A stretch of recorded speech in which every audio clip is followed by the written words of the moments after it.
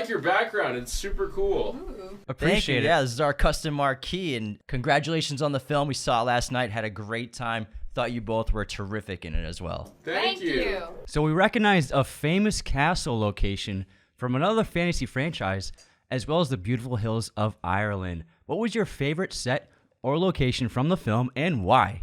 No one has talked about this yet, but we went to the Hogwarts castle. We It was did. crazy. We went to the We elbowed Hogwarts each other. castle. Yes, We were like this. Did you recognize it? Yeah, the immediately. halls, the so many spots. There wasn't just one shot; it was a bunch of shots. Yes, throughout the castle. It was so cool. It was like, I mean, it's the castle from the first movie. I think they The first used a movie. different castle in the other movies. Maybe. But from the first one, it was so cool. I got to see the Quidditch lawn. That was one of my favorite scenes. So I guess that answers your question. I know you had already named that, but that was one of my favorite locations to shoot at. Really? You were both involved in one of our favorite shots from the film where Doric is hanging above a fiery, pudgy friend. It looked like a great reference to Jurassic Park when Lex is dangling from the this ceiling. guy's getting all the Yeah, they're references. paying attention. Yeah, they're paying attention. We know We movies. do it for a living, Yeah, so it's- sometimes we yeah. have our moments. But are there any other references besides that one or Easter eggs to other films or franchises? I don't know. The only reason I know why John put that in that movie is that it's because he was such a big fan of Jurassic Park and like a lot of stuff. There's probably more references in there that we don't even know about to Jurassic Park, but I know he definitely was excited about that scene because he was like replaying that one scene over and over again and trying to get it exactly right to look like to mimic the other scene. But like yeah, I don't know. Was there any other references or? Gosh, not that I know of. I mean, more I really obvious. have to ask them. More obvious references is the like reference to the cartoon version of Dungeons and Dragons Right. and stuff like that. So. Yeah. Moving on, the film embraced a lot of practical effects. We love practicality in filmmaking, so we appreciated it. Our favorites were the cat people on the beach. What was your favorite practical effect in the film, and whether it be a creature, a weapon, or a prop? The tabaxi were pretty cool. That's the cat people. The really big fish. The really big fish was really cool. The dragonborn beggar was really cool. He was incredibly detailed. He had sweat on him. He had tears in his eyes. His jowls moved. And there was a man inside of him. Huh? Yeah, I would agree. Yeah, there was a man inside of him moving the guy, but then there was also another man operating the face and making sure every muscle on the face moved exactly how it needed to. It was intense. These guys were incredibly impressive. I'm a big fan of practical effects as well. I feel like you can always tell when you watch a movie if it's practical. And it always looks... For some reason, it looks more real to me when it's practical, even if it's like a fantasy character. I believe it more. I don't know why. Maybe because it actually exists. It exists. I don't know. But yeah. Were the sets a combination of practical sets with some blue or green screen, or was it mostly heavy green screen? Did you have a lot to work with on set? A lot of on location. Really, they tried to use green screen as little as possible. So there are certain scenes like in the Underdark.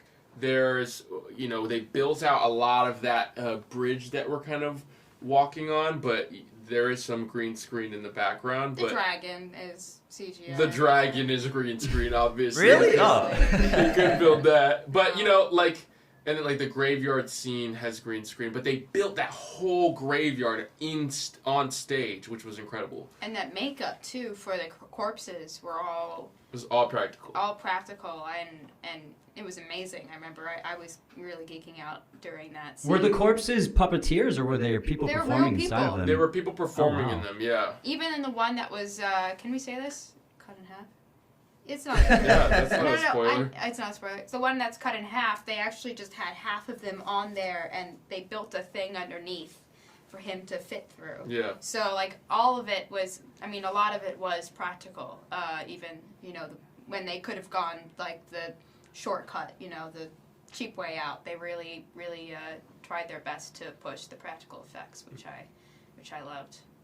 We appreciate it so much. It adds a timeless quality. Just like those old Star Wars films, they still hold up. Those practical aliens look just as good, if not better, than CGI ones. Right. We love it so much. Now, what was it like going to work every day with these 21st century legends like Chris Pine and Michelle Rodriguez? Did you learn anything from them? And how blue are Chris Pine's eyes in person? They're very blue. Chris Pine is very blue eyes. He's kind. Michelle is also kind. She has no filter, and I love her to death because she's incredibly funny just by being herself. I love her so much. She really holds a special place in my heart. She doesn't know how much I love her. She reminds me of people that I grew up with, and that's why I love her. I can go on and on about how much I love Michelle. Chris is great too, though. Chris is nice. No, everyone was great, and both Chris and Michelle were wonderful people, and watching them work, they knew you too know a lot about CGI. I didn't really know too much about how to really do this whole business, but watching them work made me feel more safe. Like, oh, these are just veterans in this CGI world. So, also, Chris always found different ways of where to hide his phone, which is a skill I didn't know that people had. But yeah. And he always wore the sunglasses to set. He did wear sunglasses to set to hide his blue eyes. To hide his blue eyes. It's a talent. It's a talent. So we're massive fans of Wes Anderson and Sophia. You're going to be appearing in his next film, Asteroid City. Can you tell us what that production has been like? Well, I hope I'm going to be in his film. I was a very small role, and I remember being on set. It was crazy because every single day someone new was there, you know, because it was such a big cast that I never knew who was going to, you know, land on and go on set and be there, and I just see someone who looks vaguely familiar, like, oh my god, that's like that one person, and sorry, I can't really say who was there, not because I don't know if I'm allowed, but because I'm just so terrible at remembering actors' names, so it was a bit of hell for me because, like, so many actors were there that, like, and I never knew how to talk to them because I was afraid because I didn't know any of their names, even though they're probably, like, a famous person. Like, I remember though, so that was crazy. It was just kind of like a blur, to be honest, being there. But I loved Wes Anderson. I think that was one of the reasons why I started really loved acting. Well, thank you so much for your time. That's all we have for you two. Appreciate you coming on, and the movie was awesome. It was so great to chat with you, and we hope you have a great and successful press tour with this film. Take care. Thank you so much. And that was our interview with Dungeons & Dragons Honor Among Thieves stars Sophia Lillis and Justice Smith. Thank you so much to Paramount for letting us come to an early screening of the movie, as well as interviewing cast members for our podcast. The film comes out on March 31st. And now we're going to do our spoiler-free thoughts on the film, and I got to tell you right now, this movie was flat out a lot of fun. I had a great time. I don't know anything about D&D, nothing about the lore, nothing about the game, but even as a casual moviegoer, I really enjoyed it. Yeah, we went in no expectations because we've never played the board game before. The only thing I know about D&D is it's on Stranger Things. Obviously, the opening of the first episode, one of the directors, he was one of the stars for Freaks and Geeks, the old TV show, and in that show, his character plays D&D, and it seems like, you know, D&D is just more popular now, which is really interesting. And we love fantasy films, love science fiction, and we love game adaptations, book adaptations. This is with Hasbro. It's pretty tough to do because it's complex as hell. It's really interesting and fascinating. So we didn't know what to expect. And one of the best parts about this film is you don't have to know anything about D&D to have a great time and to understand everything that's going on. I think the filmmakers and screenwriters did a terrific job making this super digestible for any general audience member to go into this movie with no expectations and not knowing anything about D&D and just having a terrific time and getting everything and understanding everything fine. And it was really well made. There was a lot of great practical effects in terms of props and creature designs. There's plenty of CGI animation. It gets pretty big and bombastic, but a lot of practicality, especially with creature work, and I really enjoyed it. I think the corpses were definitely a highlight of the practical effects, as well as some of the creature designs. Like, there are cat people in it, which I really loved, obviously, and I think the crew and production did a standout job of actually, if they did use CGI, they still built sets out and used green screen minimally in it. Dungeons & Dragons Honor Among Thieves comes out March 31st, 2023, directed by Jonathan Francis Daly and Jonathan Goldstein, who wrote the screenplay along with Michael Gilio, stars Chris Pine, Michelle Rodriguez, Regé-Jean Page, Justice Smith, Sophia Lillis, Hugh Grant, Chloe Coleman, and Daisy Head. Again, like Anthony said, one of the greatest strengths of this film was its use of practical effects, not only with sets, but also creature design, props, wardrobe, because there's so many shortcuts that a lot of studios make in these big sci-fi blockbuster films that even some simple things that would just stand out and look so much better practically, they opt for CGI because it's a quicker, easier route. But something about practical effects, even if it's something campy like a giant head on a creature or a creature or these props that are huge, but the fact that it's there, it's tangible, it adds such a timeless quality, just like those old Star Wars films where the aliens, they're all fake practical beings, but it works and still looks better than half the CGI creatures we get in movies today. And the comedy really works as well as the action. There are some awesome action scenes, great fight scenes. Rodriguez has a lot of great action sequences, and Page has a really fantastic one that he nailed. So I was really impressed and surprised by the action sequences in them. I found it very fun, great choreography, and the stunt work was excellent. Yeah, it was awesome. The sword work was terrific. Great, Choreography. yeah. Michelle Rodriguez kicks butt in this movie. And to go back to Game Night, that movie has great fight choreography as well. It's actually really impressive, even though it's not swords and stuff like that, but they still did a great job, and that kind of stands out from that film for me. And I thought they did a terrific job in Dungeons & Dragons. It really looked terrific. And Michelle Rodriguez is awesome in this movie as Holga. Lots of great visual effects shots as well. We have interesting creatures in combination with the practical creatures. They did plenty of visual effects shots that all looked really terrific. The characters were incredible. It's such a well-cast film. Everyone did a great job in their roles. And, for just minimal cons, I would just say sometimes the dialogue would just be a little predictable, or there's an emotional sequence coming up. You kind of knew exactly what the characters were going to say because it's like the kind of a trope beat or a cliche beat. But, it didn't take me out of the movie at all because the characters are great. The action was great. The comedy was really hitting me hard in the bone every single time. So I had a great time with this movie with not knowing what to expect. Yeah, my one con to the movie, because even though I thought the comedy worked a lot of the time, and it was very oftentimes great tongue-in-cheek Monty Python kind of humor, and there's a couple of really great laugh out loud moments that they didn't give away in the trailer, which I'm glad of. But for me, just a little too much comedy too constantly. It was too much of every other line was a quip or a joke. So I think for me, it was just a little too much comedy, too often. I think that's just blockbuster filmmaking today, nowadays. The sci-fi sort fantasy genre. Taking on that template of the MCU over the last 20 years. It's just filled with lots of one-liners and humor. I think that's just modern filmmaking that we have to get used to for big studio blockbusters. I can't do it.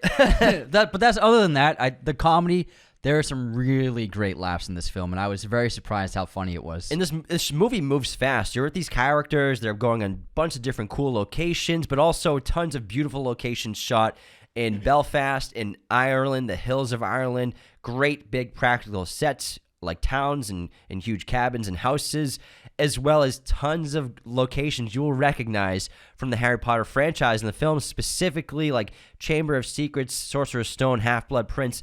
Tons of scenes from those movies, like in the hallways, you will recognize immediately from this film. And we talked about that obviously with Sophia and Justice. We brought up the fact that we recognize these locations immediately. They were so excited to hear that we recognize them, as you heard, because during their whole press junk, and no one brought up the fact that they shot this movie at Hogwarts Castle. It's crazy. It's how do you not notice that? It was so cool to see, as well as it was so fun to see how excited they got when we brought up the shot that we obviously recognize as a reference to Jurassic Park, when Lex is falling through the ceiling and she's dangling, and the Velociraptor's falling on the ground and gets up to try to nip at her feet. Yeah. And they basically replicated that in the movie our favorite shot in the movie for sure. They did a perfect job, Rebel, because I immediately thought of Jurassic Park when I saw it. Yeah, I think I even elbowed you. I'm like, we did a lot of elbowing. Yeah. We elbowed each other during the castle reveal of. It wasn't like an exterior, but the interiors of the castle were clearly Hogwarts. Hogwarts, man. I know that hallway so well. I know it by heart, and I was like, that's Hogwarts. I know that limestone anywhere. I know that limestone anywhere. I was,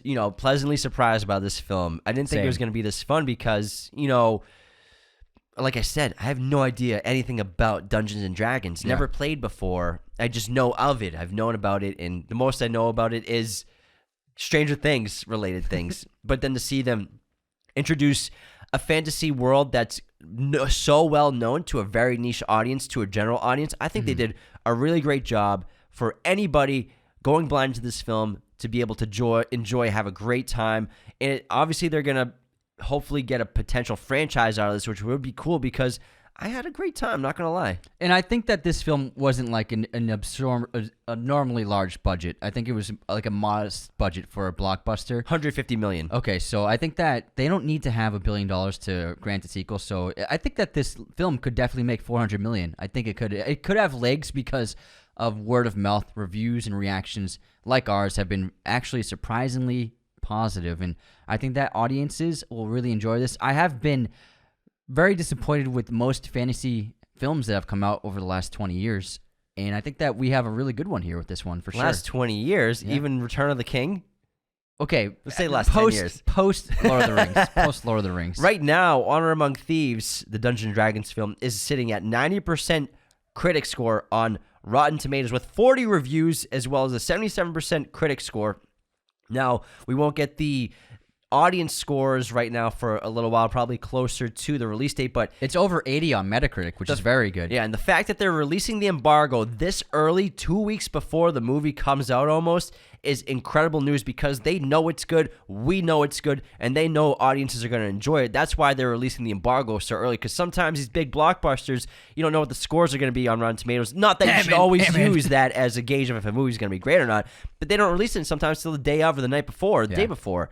But they know it's good, and people like us saw it, and we had a really great time. We think you will too. I'm expecting maybe that 90% to drop down a little more in the mid-80s probably, I'm guessing. Yeah. But I give this movie probably a 7.5, 8 out of 10. I give it a 7.5 out of 10, and I expect this film to not do huge numbers because it already has a lot of competition with films that have been coming out in March, and then also John Wick comes out the week before. But I do expect this film to pull in 30 to 40 million opening weekend. I think it's going to do very well overseas, and I predict 350 to 400 for its total haul. Got some fun facts from this film as well. Let's hear it. We all know actor Joe Manganiello is a huge D&D fan. Yeah. He's kind of made it super popular on TikTok now because like there's a bunch of videos of him explaining it, and we all know how he's got like this like Hollywood crew of D&D people.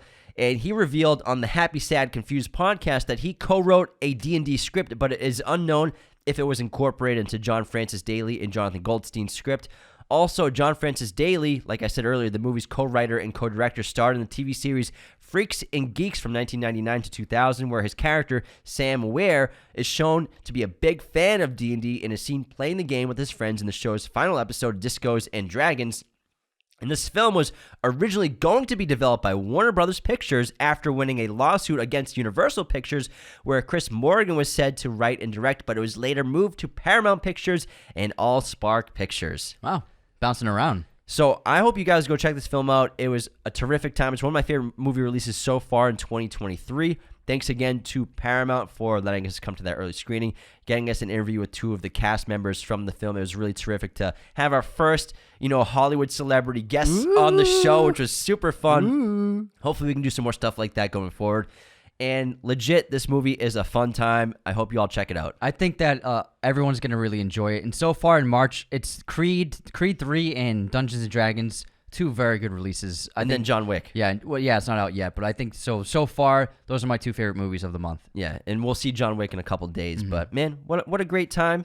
It was awesome. Hope you enjoyed it. And, again, we're going to be doing a giveaway with Paramount at the end of the month for Dungeons & Dragons Honor Among Thieves. It's going to be an awesome care package to whoever wins it. So make sure to keep your eyes peeled when we post about that because you don't want to miss losing out on that contest. See you next time, everyone. Raiders of the Lost Podcast is a mirror image production. Sound mixing done by Jacob Kossler. Opening music by Chase Jackson.